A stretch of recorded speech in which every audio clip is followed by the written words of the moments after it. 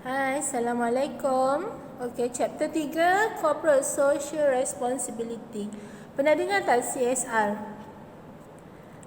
Setiap company kena buat CSR supaya dia adalah tujuan dia untuk branding, untuk image dan sebagainya.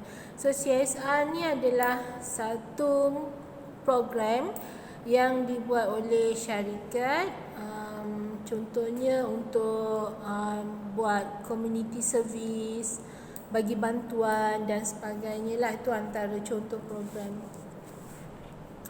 Okey, ini defining CSR. Ini the new lemonade stand. Consider that age-old icon of childhood endeavor, the lemonade stand within a CSR context is as if today's thirsty public wants much more than a cool, refreshing drink for a quarter. Dan ini macam satu ayat lah. Okay, ini baru definition of CSR. Corporate social responsibility is the action of an organization targeted towards the achievement of a social benefit over and above maximizing profit for its shareholders and meeting all its legal obligations. The definition assumes the organization operates in a competitive environment and that it is not for profit, also called corporate concern or corporate citizenship. Okay. Dalam sesebuah company, kita ada shareholder, betul? So siapa shareholder kita? Mereka ni adalah penyumbang dana. Investor, bank pun penyumbang dana kepada company kita. Dan harus diingat, fokus utama company adalah untuk memberi keuntungan kepada shareholder, maximizing shareholders wealth. Contoh, kalau shareholder masukkan dana 1 juta, dia mesti nak dapatkan pundangan yang lebih, betul? Okey, so company ni fokus dia adalah untuk meningkatkan keuntungan shareholder. Tapi dalam masa yang sama, dia perlu memikirkan tentang CSR. Dan memang telah ditetapkan. So, diorang ni ada setengah company di dalam dilema. Duit lebihan keuntungan tu nak diberi pada shareholder ataupun duit lebihan tu nak dibuat CSR. Itu yang dikata not for profit. Also called corporate concern. Concern ni macam murah hati ataupun hati nurani. Contohlah corporate citizenship, macam ni. Okay, so CSR ni adalah satu program yang dibuat untuk membantu masyarakat lah, especially. Okay, before we go further, apa contoh-contoh CSR? Masa saya mengajar CSR dulu, kita ada dua approach. Dia ada one tier and two tier. One tier bermaksud awak memang buat CSR tu memang khas untuk tujuan dia nak membantu saja. Tu one tier. Contoh, katakanlah USAS nak buat satu taman kanak-kanak dekat Bukit Candan. Maksudnya dia one tier saja. Memang one tier tu maksudnya dia fokus utama dia adalah untuk membantu masyarakat setempat untuk berekreasi, membuat riadah petang-petang. So dia bina taman kanak-kanak dekat situ. Contoh, itu one tier. CSR yang two tier bermaksud awak kena beli produk tu. Bila awak dah beli produk tu, RM1 atau RM2 daripada keuntungan dia akan dermakan pada mangsa banjir. Contoh, two tier. Maksudnya apa? Dia buat marketing untuk keuntungan dia, dan masa yang sama dia pun nak buat CSR. Beza one tier dengan two tier. One tier tadi fokus dia memang untuk kebajikan masyarakat saja. Two tier keuntungan dia satu dan satu lagi untuk masyarakat. Contoh macam beras faizah. You all pernah tengok tak program bersamamu? Kan dia ditaja oleh beras faizah kan? Okay, dia kata siapa yang membeli produk-produk beras faizah, RM1 daripada keuntungan akan disalurkan ke program bersamamu. Itu two tier. Dia nakkan keuntungan dan satu lagi dia nak membantu masyarakat. Okay, next. The instrumental approach. The perspective that the only obligation of a corporation is to maximize profit for its shareholder. Ni tadi saya cakap. In the provision of goods and services that meet the needs of their customers. Tujuan utama syarikat adalah memberi kekayaan kepada shareholder. Shareholder laburkan 1 juta, takkanlah dia akan dapatkan 1 juta. Dia mesti nak dapat lebih daripada 1 juta. Jadi, tujuan utama syarikat adalah meningkatkan kekayaan shareholder. The social contract approach, the perspective that a corporation has an obligation to society over and above the expectation of its shareholder. Ini tanggungjawab society, tanggungjawab sosial kepada masyarakat adalah di luar jangkaan shareholder. Itu bergantung pada company lah. Modern social contract approach argue there is an obligation for corporation to meet the demand of the society rather than just the demands of the targeted group of customer. Recognize all stakeholder. Tanggungjawab sesebuah company bukan sahaja kepada pelabur yang memasukkan duit ke dalam company, tetapi kepada stakeholder. Siapa yang berkepentingan? Pelajar. Contoh macam USAS kan. Stakeholder kita adalah kerajaan negeri. Dia yang memberi dana kepada USAS. Okey, tapi di bawah social contract, kita tak fokus kepada kerajaan negeri saja. Kita fokus pada student. Kita juga fokus kebajikan kepada vendor. Kita juga fokus kebajikan kepada ibu bapa pelajar, kepada staff dan sebagainya lah. Itu dinamakan social contract approach. Action of corporation impact customers, employees, supplier and communities. Okay, some groups will be positively impacted, other will be negatively impacted. Okay, bila kita nak buat CSR, keseluruhan projek akan melibatkan semua orang. Customer, employees, supplier, dia akan melibatkan semua stakeholder lah. Dan mungkin akan melibatkan kesan yang positif dan negatif. Tapi kebiasaannya kalau buat CSR ni, dia lebih kepada kesan-kesan yang positif. Okay. Contoh macam baru-baru COVID kan, masa mula-mula COVID ada tahun 2020. So, banyaklah syarikat yang buat CSR untuk mendermakan ataupun sponsor sarung tangan, sponsor mask, sponsor tabung oksigen untuk pesakit COVID. Macam-macam lah bantuan yang diorang bagi kepada mereka. So itu salah satu daripada CSR. Dan perlu diingat dekat Malaysia ni ada program-program CSR ni kita bagi macam win-win situation. Maksudnya company kita nak buat CSR, kita kena laburkan modal kan. Dan masa yang sama kerajaan Malaysia pun bagi tax exemption, pengecualian tax kepada company-company yang buat CSR. So dia macam win-win situation lah tu sebab ramai banyak syarikat yang belum nak buat CSR sebab diorang nak dapatkan pengecualian tax. Tapi dalam masa yang sama kebajikan masyarakat pun terjamin lah.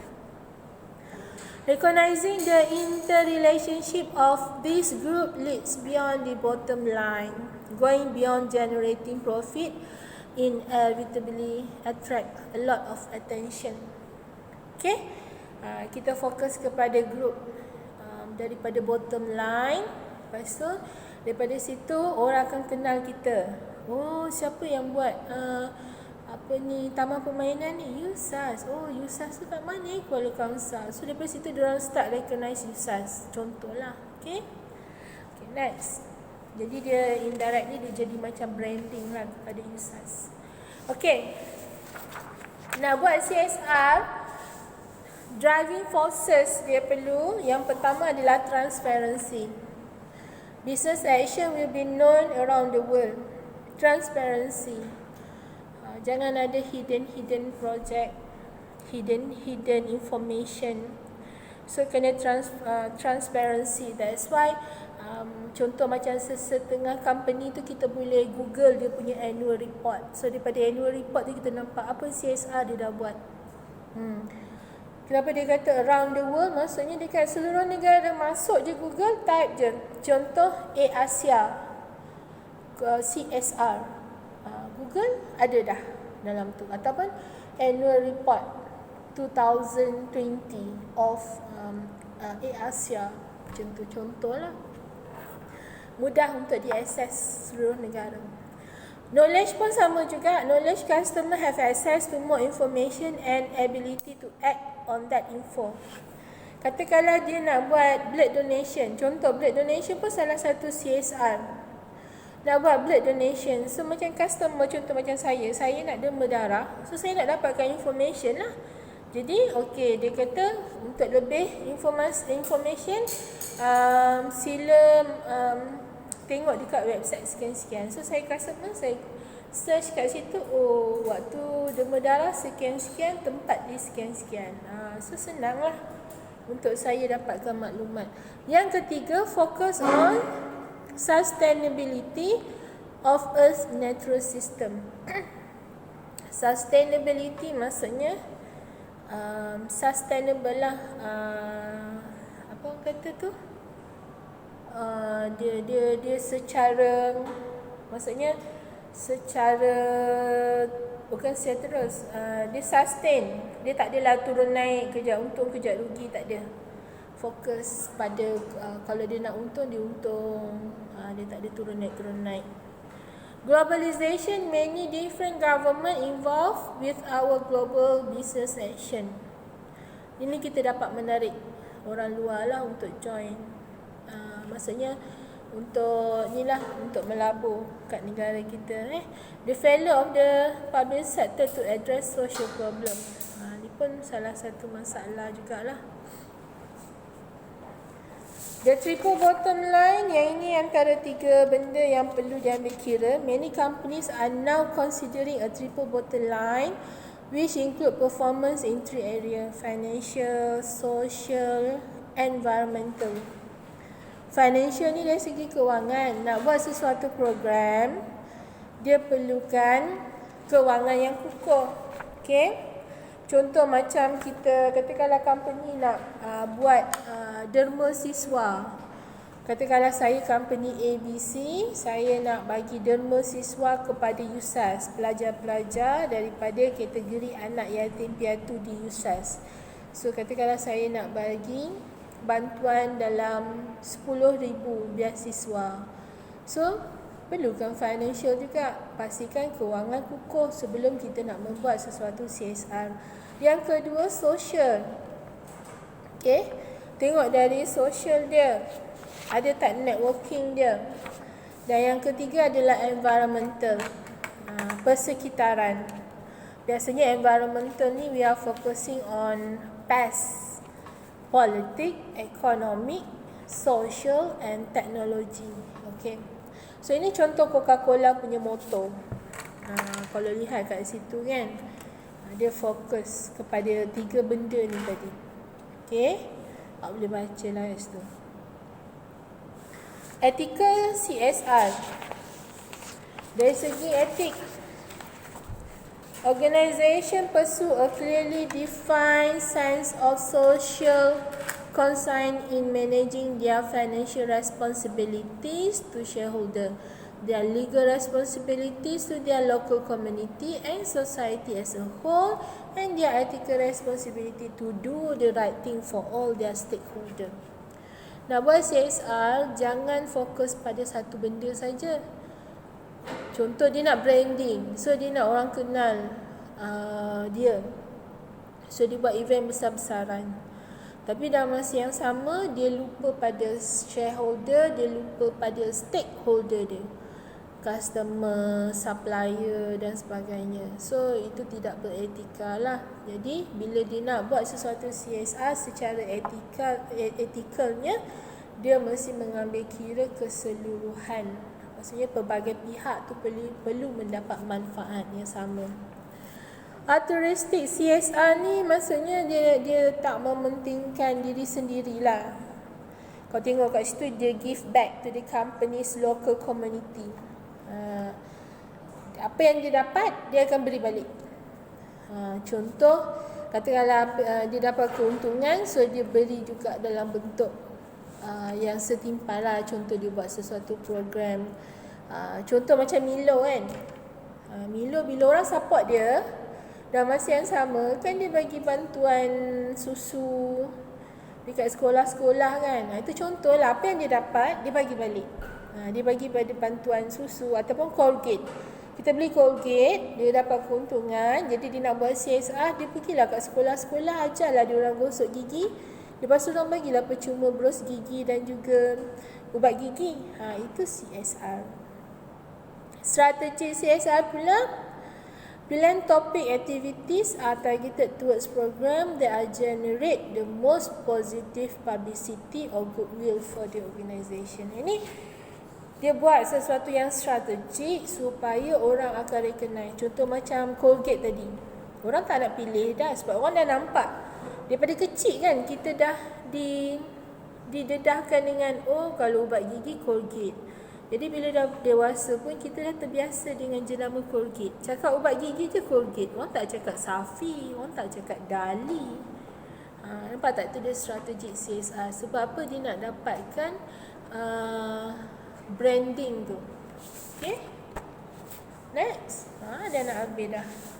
Carbon footprint.